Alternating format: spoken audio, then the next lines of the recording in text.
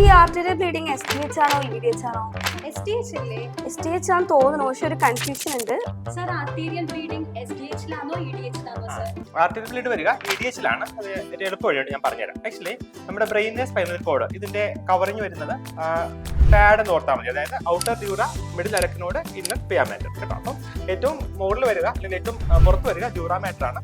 So epidural എന്ന് പറഞ്ഞാൽ ഡ്യൂറയ്ക്കും സ്കള്ളിനും ഇടയ്ക്ക് വരുന്ന ഹെമറ്റോമയാണ് നമ്മൾ EDH എന്ന് പറയുക.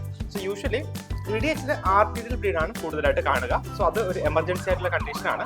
അതുകൂടാതെ തന്നെ യൂഷ്വലി ഇൻവോൾവ് ആകുന്ന ആർട്ടറി എന്ന് പറയുന്നത് മെനിഞ്ചൽ ആർട്ടറിയാണ് കേട്ടോ, മിഡിൽ മെനിഞ്ചൽ ആർട്ടറിയാണ്. അപ്പോൾ ഓർക്കാൻ ഒരു എളുപ്പവഴിയുണ്ട്, EDMA എന്ന് ഓർത്താൽ മതി. EDMA അതായത് എപ്പിഡ്യൂറലിലെ മെനിഞ്ചൽ ആർട്ടറിയാണ്, മിഡിൽ മെനിഞ്ചൽ ആർട്ടറിയാണ് ബ്ലീഡിങ് വരിക. അതുകൂടാതെ തന്നെ നമ്മൾ CT എടുത്തു കഴിഞ്ഞാൽ ഒരു ഇഡ്ലി ഷേപ്പിലുള്ള, അതായത് ഇഡ്ലി ഷേപ്പിലുള്ള ഒരു ഹെമറ്റോമ ആയിരിക്കും കിട്ടുക. അപ്പം എപ്പിഡ്യൂറൽ എന്ന് പറഞ്ഞാൽ ഇഡ്ലി അങ്ങനെ ഓർത്താൽ മതി. ഒരു കോൺവെക്സ് ഷേപ്പിലുള്ള ഹെമറ്റോമ ആയിരിക്കും നമുക്ക് കിട്ടുക.